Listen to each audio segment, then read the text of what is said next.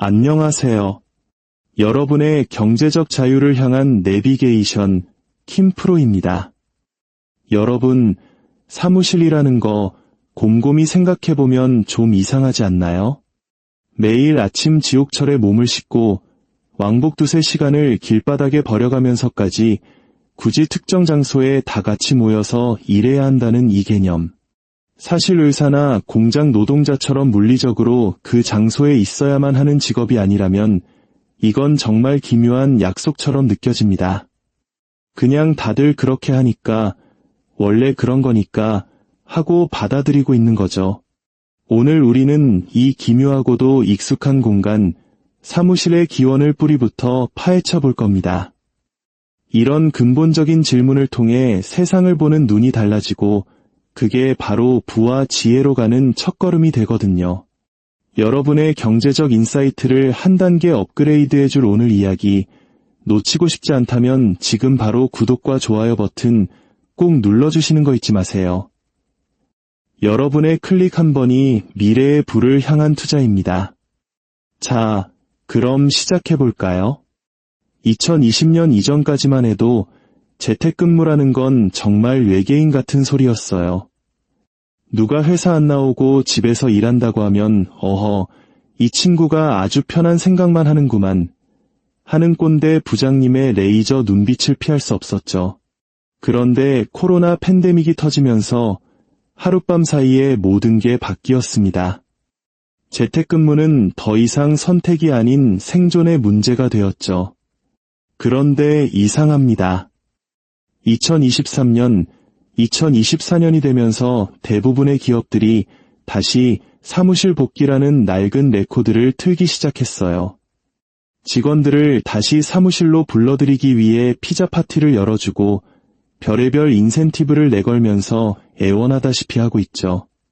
마치 헤어진 연인에게 제발 돌아와 줘라고 매달리는 모습 같기도 하고요. 우리 사회는 왜 이렇게 사무실이라는 개념에 집착하는 걸까요?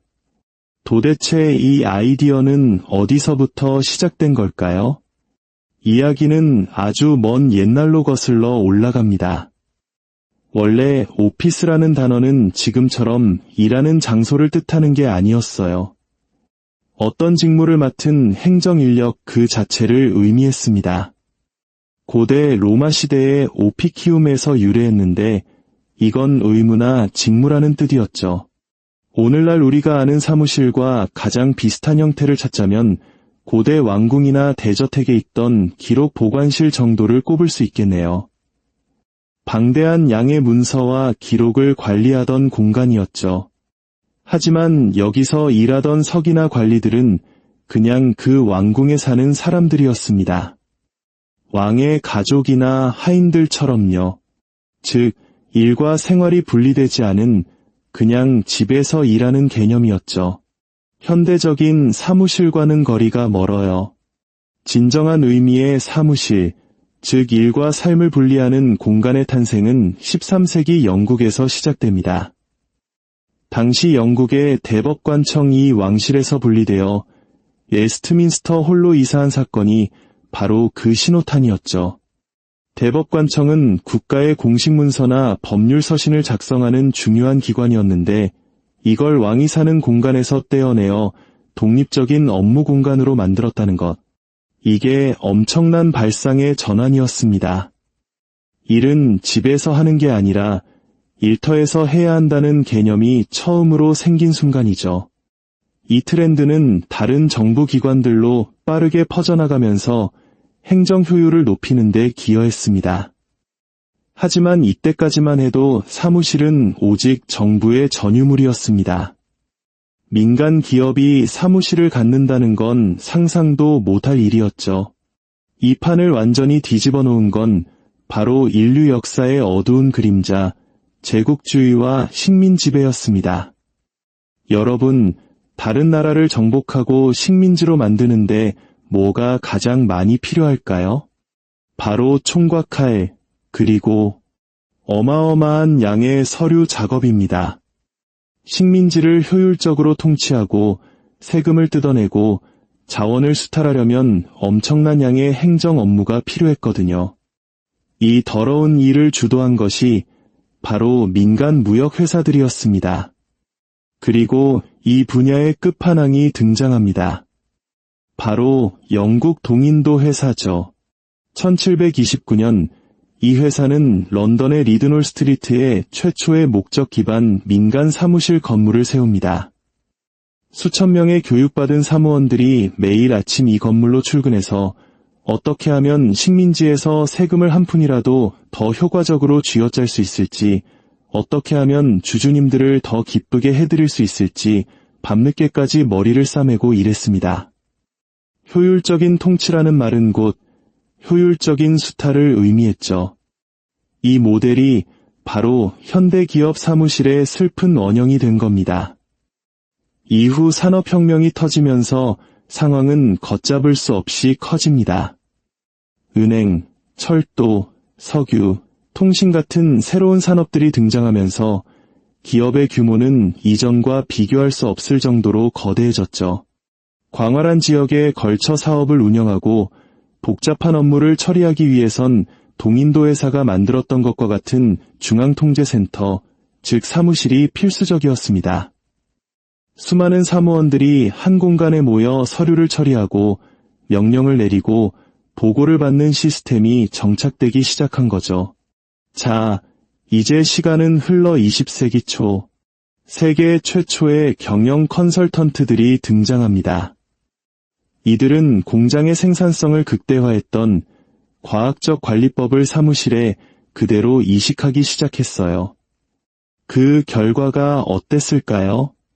마치 빅토리아 시대의 구빈원처럼 닭장처럼 빽빽하게 책상을 붙여놓고 관리자가 모든 직원을 한눈에 감시할 수 있는 구조의 사무실이 탄생했습니다.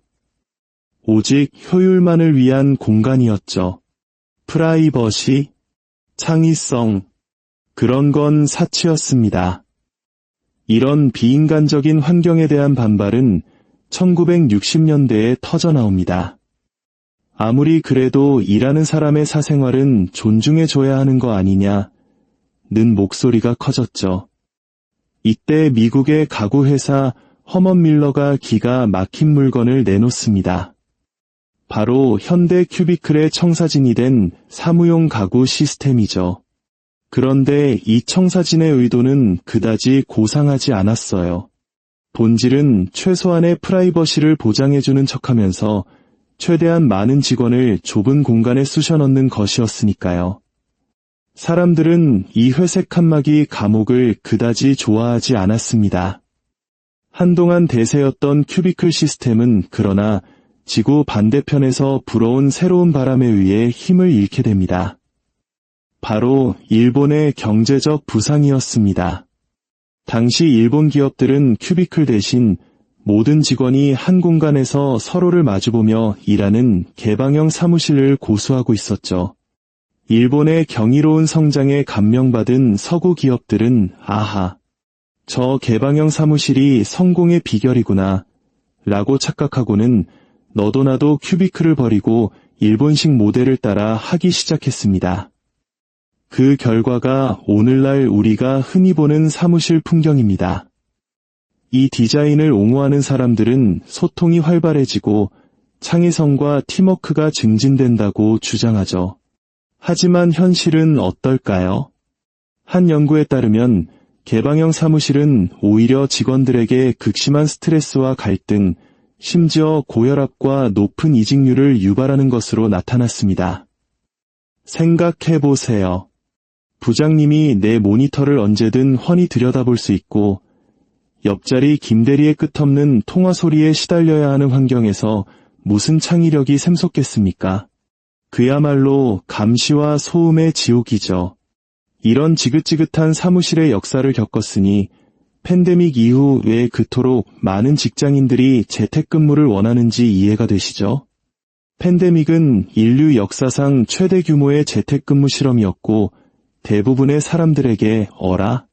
집에서 일해도 세상이 망하지 않네 라는 사실을 똑똑히 보여주었습니다. 물론 재택근무가 만병통치약은 아닙니다. 직원들의 만족도와 정신건강에 긍정적이고 출퇴근 시간을 아껴 생산성을 높인다는 수많은 연구 결과가 있죠. 하지만 동시에 사이버 보안 문제, 특히 신입사원들의 소통 단절과 회사 문화에 대한 소속감 저하 같은 심각한 단점도 존재합니다. 옆자리에 앉은 사수에게 슬쩍 물어보면 5분이면 해결될 일을 혼자 끙끙 앓다가 하루를 날리는 신입사원들의 비극이 곳곳에서 벌어지고 있죠. 결국 사무실 근무와 재택근무는 각각의 장단점을 가진 끊임없이 진화하는 개념입니다. 오늘 우리가 살펴본 것처럼 사무실이라는 공간은 지난 수백 년간 기술의 발전, 경제 구조의 변화, 그리고 효율과 인간성 사이의 끝없는 줄다리기 속에서 그 모습을 바꿔왔습니다. 이 역사를 이해하면 지금 우리가 겪고 있는 사무실로 복구하려는 자와 집에 머무르려는 자 사이의 갈등이 단순히 편의의 문제가 아니라 일의 본질과 미래에 대한 거대한 철학적 논쟁의 일부임을 알 수 있습니다. 여러분은 어떻게 생각하시나요? 미래의 일터는 어떤 모습이어야 할까요? 댓글로 여러분의 생각을 자유롭게 남겨주세요. 오늘 이야기가 흥미로우셨다면 구독과 알림 설정 잊지 마시고요. 저는 더 흥미로운 경제 이야기로 다시 돌아오겠습니다. 지금까지 킴프로였습니다. 감사합니다.